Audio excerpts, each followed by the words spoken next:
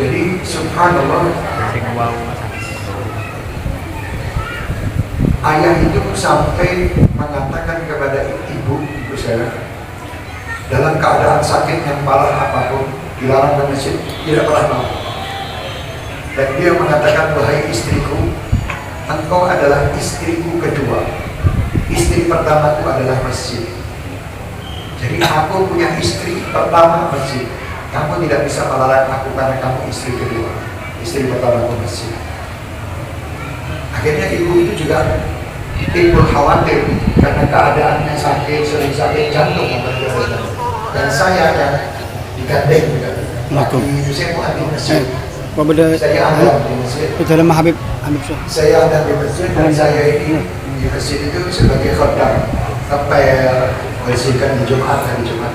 Dan kebetulan sekolah saya siang hari, jadi pagi itu bisa bertambah. Kalau subuh itu anak-anak semua dibangunkan, diajak ke masjid yang laki-laki. Nanti di jalan itu digandeng kita sampai di masjid. Pulang dari masjid itu, sholat subuh, abah melanjutkan duduk membaca Quran sampai isyraq. Saya karena masih kecil disuruh tidur di sampingnya. Dibangunin, setelah bangun itu saya lihat keadaan beliau nangis. Beliau mengatakan, wahai anakku, aku ingin meninggal di mihrab. Aku minta sama Allah, tidak minta yang lain. Aku ingin meninggal di mihrab ini. Saya bilang, bah, nantilah masih umur panjang ya gitu. Apa meninggal sekarang? Tapi subhanallah, singkat ceritanya, sebelum abah meninggal 3 bulan, abah itu membangun masjid yang depan itu bawah sama atas itu hasil usaha ayah. Kalau yang dalam hasil usaha Habib Abu Bakar Gresik yang dalam. Jadi yang depan itu ayah. Waktu itu beliau pergi umroh dan dijanjikan orang untuk mendapat dana di sana. Ternyata tidak. Sampai ke sana orang yang menjanjikan, istilahnya meleset, dapat dari orang lain. Ayah itu pulang, saya posisi sudah di SMA kelas 3 dan sudah ujian terakhir, ujian praktek, belum ujian tertulis. Ayah datang waktu itu mengatakan, wahai anakku, kamu pergilah ke Arab Saudi. Itu tahun 80. Kamu bekerjalah di sana. Bantulah kakak Jamal ada di sana juga. Bantulah kakak kamu supaya kamu bisa membantu untuk ibu dan adik-adik kamu. Karena ayah kamu sudah tidak akan lama lagi. Itu 3 bulan ya. Sebelum. Padahal saya ini orang yang tidak pernah pisah sama beliau. Berat betul waktu itu. Sampai saya itu disuruh sholat istikharah. Istikharah itu, sudah kamu istikharah dulu. Siapa tahu nanti kamu dapat di sana bagus. Saya bohongi ayah. Malam pertama saya sudah dapat gambaran bahwa saya ini berada di tawaf di Makkah. Saya bilang, Pak, Abah kelihatannya jelek. Kata Abah, ya coba besok malam lagi kamu istikharah. Sampai 3 kali sama isinya. Di tawaf di Mekah. Terakhir saya kesel, capek saya suruh istikharah terus bermata. Akhirnya saya bilang sama Abah, sebenarnya saya dari awal sudah mendapatkan gambaran begini, cuman saya ini kepingin mendapat ijazah SMA. Karena kurang 1 bulan saya sudah tes ujian. Emang saya, katanya ayah, buat apa ijazah tidak ada manfaat buat kamu, kamu pergi. Subhanallah, saya berdua waktu itu diberangkatkan sama ayah. Yang satu bisa mundur sampai 3 bulan baru berangkat. Yang saya sampai Jakarta langsung besoknya berangkat. Jadi cepat betul. Singkat ceritanya lagi, 3 bulan berikutnya saya ini sholat Jumat di daerah itu. Biasanya kalau Jumat itu toko-toko ini laris, orang pada libur. Saya tahu-tahu ada orang yang memberi takziah ke saya. Allahu akbar. Saya pikir siapa yang meninggal. Saya tahu ayah itu setelah 3 bulan saya di sana tidak pernah mau ngomong sama saya. Jadi saya telepon ini tidak pernah diangkat. Saya tulis surat, saya mengatakan saya ingin duduk lagi sama ayah di masjid baca ratib ini. Sama ayah cuma dijawab, Bapak, kamu tidak usah ratib, tidak usah apa, yang penting sholat 5 waktu dan puasa. Waduh, saya pikir dapat jawaban suruh pulang, senangnya kayak apa, dan dijawab malah suruh sabar. Terus Di akhir-akhir itu saya mempunyai duit, baru punya duit sedikit, $100. Saya beli, saya masih ingat itu, sabun Jovan 3 biji yang orange, 3 biji, sama ada minyak wangi Aqua berapa, harga termurah dan tempat itu besar, 10 rial waktu itu.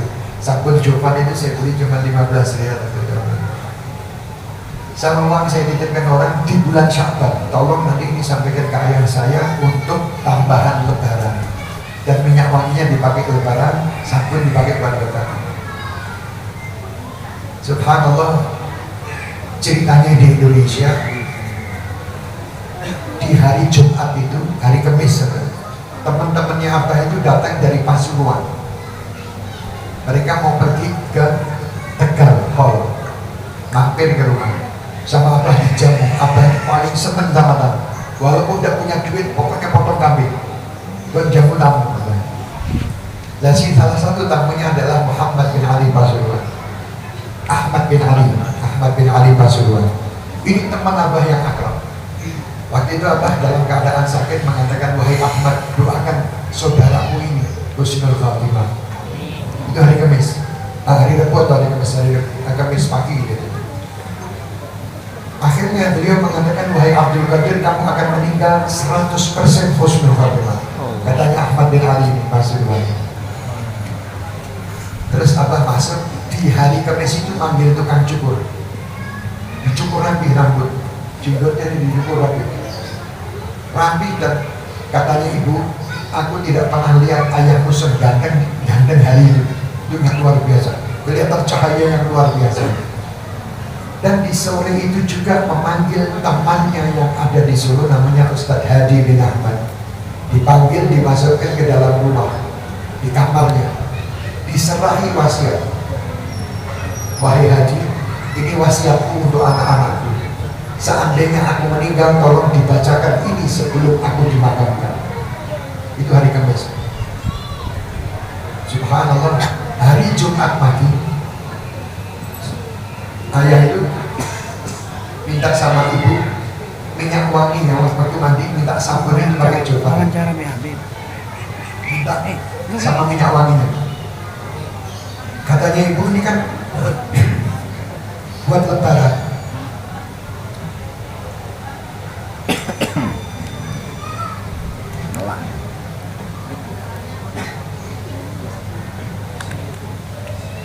Ini panjang sedikit, tidak apa-apa ya. Apa-apa, buat lebaran. Akhirnya dipakai mandi. Minyak wangi itu hampir separuh dihabiskan. Oke. Saya punya adik di situ, 2 anak saya yang kecil-kecil, yang satu Muhammad, yang satu Fatimah. Muhammad ini kebetulan lagi sakit gatal, dan didatangi sama ayah, wahai anakku, sabar ya, ucapannya. Ayah berangkat sama adik, namanya Abdullah naik becak, dalam keadaan sakit. Dalam keadaan sakit, sampai di masjid naik undang-undang itu, tangga. Itu orang masjid heran lihat ini orang kok cahaya luar biasa, dan bau wanginya itu satu masjid, karena makin juga di banyak. Kebetulan yang khutbah Dr. Muhammad Ali Terus masih hidup. Khutbahnya terlalu panjang, dijalin, jangan panjang-panjang, berhenti. Di saf ketiga ada Ustadz Najib, almarhum Ustadz Najib. Dipanggil sama Pak, hei Najib, kamu maju ke depan. Ustadz Najib lihat di saf yang pertama ini sudah banyak orang-orang tua. Dia tidak mau, dia masih muda waktu itu. Dia mengajak bersama Abdul Qadir, saya sudah, Habib Abdul Qadir, saya sudah tidak mau di situ karena orang-orang tua. Teriak, Pak, wahai Najib, kamu tidak tahu apa yang akan terjadi. Subhanallah. Akhirnya Ustadz Najib maju ke depan, di belakangnya Abah persis. Nah, di situ Abah biasanya kalau sholat membaca Sabbihisma sama Al-Ataka. Waktu Abah membaca Fatihah pertama kata Ustadz Najib, itu sudah menangis. Jadi isakan tangis itu luar biasa, sampai orang-orang itu hampir tidak mendengar surat kami dibaca atau ayat yang dibaca, yang didengar isakan tangis itu. Apalagi kalau sudah Al-Ataka, Abah itu kalau sudah pakai baca Al-Ataka, afala yanzuruna الإبل كيف خلقت وإلى السماء كيف رفعت. Suaranya bagus itu nangis. Padahal dari situ kata Ustaz Najib itu tangisnya tidak seperti biasa. Ustaz Najib di belakang itu sudah tidak khusyuk mendengarkan ini terus. Tahu-tahu sujud pertama, sujud kedua, sujud yang terakhir kedua ini tidak bangun-bangun. Di rakaat kedua, sujud terakhir itu tidak bangun-bangun. Ustaz Najib ini tidak enak dilihat, kenapa tidak bangun, dilihat, ditengok itu. Pas kebetulan waktu aku menengoknya, itu jubah itu menggelembung gitu. Tahu-tahu kempes. Dan waktu kempes itu ada suara seperti ngorot. Nah di situ Ustaz Najib punya keyakinan bahwa ini telah meninggal. Soalnya Ustaz Najib takut kalau saya mengganti dan kebetulan tidak meninggal, kan jadi omongan orang, diomeli orang segitu banyak. Akhirnya Ustaz Najib dia begitu, diganti Allah. Yang membatalkan saat itu saya punya adik Abdullah sama Ustaz Hadi yang diserai wasiat. Subhanallah, waktu itu posisi masih tetap sujud, tidak berubah, tidak jatuh.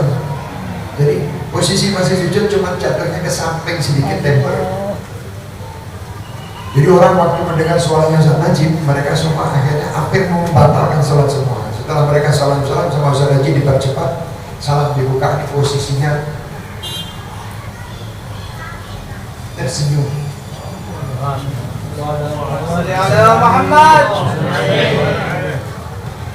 Karena dalam keadaan yang sangat dicintai Allah adalah dalam keadaan sujud. Apa yang dia inginkan kabul. Dia mengatakan selalu, wahai aku ingin meninggal di mihrab. Al-Habib Abdul Qadir bin Ahmad yang ada di Jeddah, beliau mengatakan bahwa ayah kamu ini diantarkan gurunya Habib Abu Bakar Gresik mengantarkan ayahmu di tempat yang mana ayahmu ingin. Ayahmu ingin meninggal dalam keadaan sujud di masjid di mihrab, dikasih dan diantarkan sampai ke mihrab. Di situ saya di Arab Saudi sana, saya dikasih tahu waktu ayah meninggal. Saat itu saya bangga karena meninggalnya dalam keadaan sujud. Di situ saya sedih karena saya tidak hadir di waktu meninggalnya. Padahal setiap saat saya tidak pernah pisah dengannya. Dan membayangkan bagaimana saat itu para malaikat, para ruh orang-orang yang soleh dan Nabi Muhammad SAW pasti hadir di dalam saat sakaratul mautnya tadi. Karena Pak, menjadi satu kebanggaan Rasulullah bahwa cucuku meninggal dalam keadaan sujud. Al-Habib Abdul Qadir bin Ahmad mengatakan banyak orang meninggal dalam keadaan sujud, tapi bukan sholat Jumat dan bukan imam. Ada yang meninggal sujud di dalam sholat Jumat tapi dia jadi makmum. Tapi ini beliau imam di sujud yang terakhir. Itu keindahan yang luar biasa kata beliau. Nah itulah itu ceritanya. Karena beliau tidak pernah meninggalkan masjid sama sekali. Apa acara apapun, sakit seperti apapun, begini wasiatnya ke saya. Wahai anakku, nanti kamu kalau ke masjid, apa tidak bisa berangkat. Kamu nanti di sana cari dulu Al-Habib Muhsin Al-Haddad. Ada tidak di situ? Kalau tidak ada, Habib Basri. Kalau tidak ada, baru kamu masuk jadi imam. Tapi kalau dua ini ada, serahkan mereka dulu. Nanti setelah pulang itu saya dari masjid, pertanyaannya itu panjang lebar bagaimana masjid tadi. Bagaimana tadi sholat? Jamaahnya banyak enggak? Sholatnya gimana? Ini yang itu terus. Jadi hatinya selalu terpaut sama masjid. Saya ingat waktu menggandeng beliau waktu itu di Solo masih ada masalah antara orang Arab dengan tukang becak. Itu tidak ada becak yang mengantarkan beliau ke masjid. Saya jalan itu berhenti mungkin 10 kali karena tidak kuat. Pulang itu sampai di tengah jalan diteriaki sama tukang becak sampai kaget. Nah itu terus sampai ke rumah sempat apa itu sempat biasanya sakit. Itu kalau sakit pijet pakai itu, saya masih ingat minyak anunya, minyak cat telang yang dipakai beliau. Dan saya yang pijet itu. Dan itulah.